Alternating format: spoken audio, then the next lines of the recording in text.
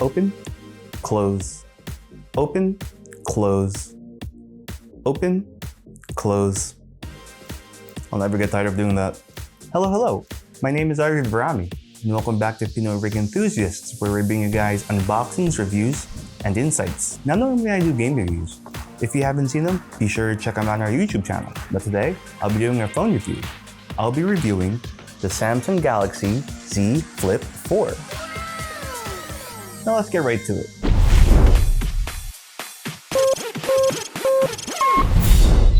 Let me go over the specs of the Z Flip 4 real quick. The display is up to 120 Hz and 1080 resolution. The cover display is a Super AMOLED screen, 1.9 inches big, and is 260 by 512. Android 12 is pre-installed, while Android 12L to be exact, with One UI 4.1.1. The Z Flip 4 has the upgraded Snapdragon 8 Plus Gen 1 and has 8 GB of RAM. Comes in 3 internal storage flavors, 128, 256, and 512 GB. We're getting dual 12 megapixel rear-facing cameras. The main camera is an upgraded sensor for this year, but the ultra-wide is the same as last year. The selfie camera remains the same with 10 megapixels. Last but not least, the battery. The battery is 3700 milliamperes. It supports fast charging up to 25 watts and fast wireless charging 2.0 by Samsung, which is a little bit over 10 watts. 10 to 15 watts to be exact. All right, let's move on to the display. Now, right now I'm playing a video in 4K HDR. It's The World in 4K. It's my favorite video to showcase the quality of the display. Now, you'll notice the black bars on the sides. That's because this video is in 16:9, but the phone, its aspect ratio is 21:9. Now, you can pinch outward and it says zoom to fill, and you will now see it in its full glory. However, notice that the top and bottom is cut off. That is intended for videos that are in 16:9, but you view them in 21:9. So if you want to avoid the black bars, either zoom it in and deal with the cut off top and the bottom, or deal with the bars. One thing that might annoy you is when you're viewing a video in full screen, can you notice the thing that's annoying? You guessed it. It's the camera cutout. Look at that. But no worries, you can hide this if you want. To hide that, you go to Settings and go to Display. Then we go to Camera Cutout. Then we select the app where we want to remove the cutout. So we go to YouTube and then hide camera cutout. So when you go back to YouTube, so the camera is now hidden. However, you get this black bar on the side. I think this small black bar to hide the camera cutout is a lot better than seeing a camera home. But you have that option in the settings anyway. The Z Flip 4 sports a 1080p display in 21:9 aspect ratio. And it's a pretty good display. Now, I don't know if you can see the crease, but at this viewing angle, this is your normal viewing angle, so you might not see that crease. Though when you move it to the side, you start to see that crease. It may look distracting, but your eyes will get used to it, and your brain just gets used to it, and you don't even notice it too much.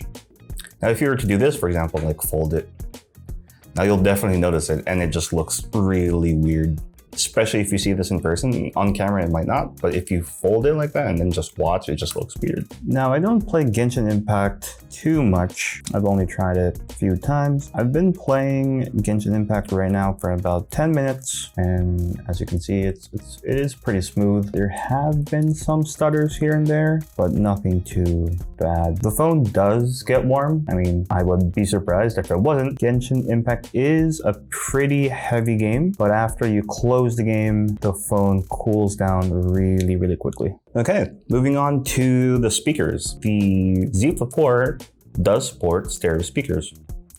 You got one here at the top, and the second one's around here at the bottom. Unfortunately, these aren't front facing, so obviously because the bottom is bottom facing, this bottom of wiring. In my opinion, that has not really caused an issue for me, but if you do like play games or watch videos, the tendency is to cover the bottom speaker with your hand, but eventually you'll learn to just cup it instead. So it does like enhance that sound a little bit, but I'm not really a fan of the speakers on the Z Flip 4. They sound tinny, they lack bass. Let's see if you can hear it. And it's not that loud.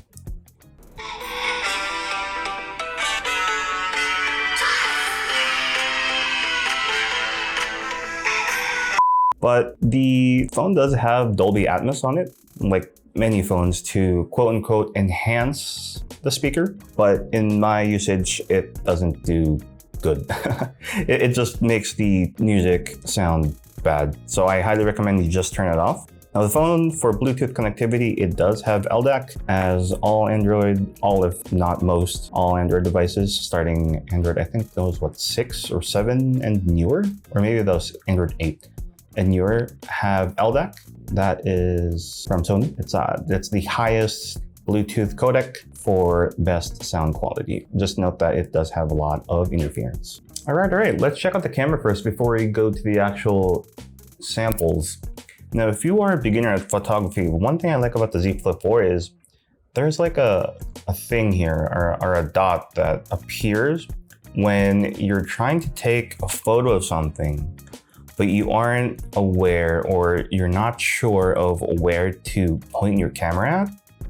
So if you see this dot right here, it does say best shot, meaning with all the AI processing going on, the AI feels that if you point your camera here, you'll be able to take a quote unquote best shot of that subject if you point it to that dot. Moving on, the camera UI is fairly simple here. You have your lens selector on the side, 1x being main, 0.5 being the ultra wide, and you can select up to 10 here, but keep in mind that this is a digital zoom, so it may not be the best quality because the Z Flip 4 does not have a telephoto sensor. You have the different modes here. Portrait for that creamy bokeh.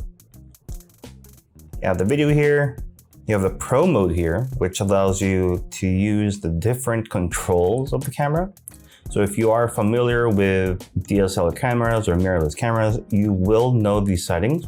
Though if you are a beginner in photography, no worries, you can always play around with these settings or look up a few YouTube guides on how to take photos in manual mode or the different controls. And there are many other modes here that you can choose from. The night mode and the food mode, they are all mainly baked into the auto, and the AI or the camera itself will just automatically select night mode or food mode when you are taking a picture of food or at night. But it's nice to have that dedicated mode just in case you want to use it only in night mode. Super slow-mo is pretty cool, though it does require bright light. All right, now let's move this stand aside and look at this button here. If you see this button here, it says that button right there. Oops, let me tap that and it says cover screen preview on. So when you turn it around, you can use a cover screen as a preview.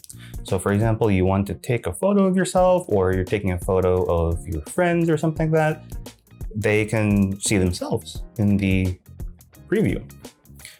Another cool thing here is, let me give this to you again.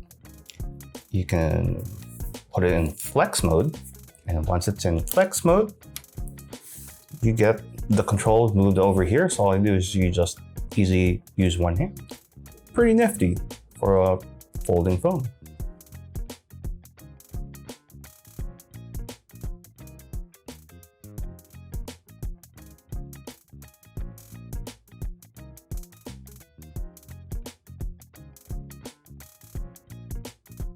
Here is a video test using the internal screen front camera, or a real front camera.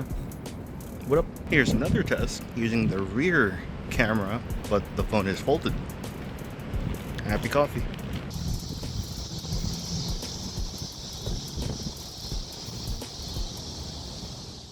Now right now you might be asking yourself, should I get the Galaxy Z Flip 4? Yes, you definitely should. I highly recommend it. If you were to ask me last year with the Z Flip 3, I would have said no because of the battery life. But this year with the Z Flip 4, it's definitely ready for a more mainstream consumer use. Now, not only do you get great performance, even better than the Samsung 22 Ultra, it takes nice photos and videos, you can play the latest games on it, and it's ultra portable, not to mention the great battery life. Now you might be asking, what do you mean by ultra portable? Let me give you an example. This was my phone last year, the Sony Xperia 1 Mark III. Well, it has been my daily driver since I upgraded to Z Flip 4. But if I unfold the Z Flip 4, notice that it is roughly the same length. Now, if I were to put this in my gym shorts, it sticks out because the pockets are just too shallow. So I'd have to keep holding it whenever I walk or just hold it in my hand. Now with the Z Flip 4, all I do is just this. Fold it, put it in my pocket, and it fits perfectly. I'm sure that should be an enough reason for you to get the Z Flip 4. But joking aside, and maybe that is, that is a high possibility of getting the Z Flip 4. You get a long phone that's in 21:9 aspect ratio, perfect for watching movies, though videos and movies that are not in 21:9, they'll have black bars. You can always stretch it, but you'll just cut off the top and bottom. But anyways, if you really want that really long phone, or at least good for display, then definitely get the Z Flip 4. Then you also might ask yourself, who shouldn't get the Z Flip 4? All right, so if you are really heavy or really invested into mobile photography, the Z Flip 4 may disappoint you. Now, I loved the image quality and the video quality that I've been taking with it. However, compared to other flagship phones, it might not meet your expectation. Like earlier with the digital zoom photos, I just did not do that at all because the digital zoom on this is terrible. And that makes sense because it doesn't have a telephoto lens. If you're a power user that downloads a lot of files or maybe likes to download a lot of music from Apple Music, Spotify, Tidal, etc., or sideload your music, your storage space will become full really fast. There's no expandable storage on this. So if you're someone that wants to get a phone that has expandable storage, you'll have to look elsewhere. If you're scared of your phone breaking, then you might want to skip the Z Flip 4. I'm not saying that this breaks easily. Now, even though this phone has 8 GB of RAM, if you want more RAM for whatever reason you want, maybe you want to multitask between 3-4 games at once, then the Z Flip 4 is not for you. It has 8 GB of RAM compared to other flagships that have 12, some even have 16 GB. And lastly, if you're stuck in the past with the old phablet candy bar phones, yeah, don't get this phone. But joking aside, I really like the form factor on Z Flip 4. So even though you might not be a fan of the Z Flip 4, give it a try still. Now, when you first use it, you might feel that the hinge is really hard or really stiff, but you just need to build that muscle memory. Like when I first opened my phone, I couldn't fold it with just one hand, but now I can. I still can't open it with one hand, but I'm learning that slowly. You seriously have to build that muscle memory up for it. All right, so to sum things up, and for those that love to skip to the end of video reviews just to see the conclusion, yes, I do recommend the Galaxy Z Flip 4. Why do I recommend it? Because it's an all-rounder phone. It's a great all-rounder phone that offers great performance, flagship performance at that, even better than the Samsung S22 Ultra. However, it does have 8 GB of RAM compared to other flagships that offer 12 and 16. So if that turns you off, it may not be for you. However, 8 GB is plenty enough, not unless you want to multitask between many games. It also takes great photos as well. Video quality is great too. The stabilization is superb. And it's ultra compact. Very compact, it really is. I mean, this is like, what, 3-4 inches tall when it's folded? It will definitely fit in most pockets. Definitely more than the other like phablet phones like the Samsung S22 Ultra or the longer phones such as the Xperia 1 Mark III or Mark IV. The Z Flip 4 definitely earns my stamp of approval. So what do you think about this review? Do you have any questions about the Samsung Z Flip 4? If you do, let me know in the comments and I'll definitely answer them. Also, let me know in the comments what K-dramas you've been watching. I'm genuinely interested. In a few weeks, I'll be doing another phone review, but this time that phone is gonna be from a fruit company. But until then, make sure to like and subscribe to our YouTube channel and be sure to click that notification bell so you're always notified of our latest videos. Thank you, and again, thank you for watching this review. My name is Arvind Varami, and say goodbye to Momo.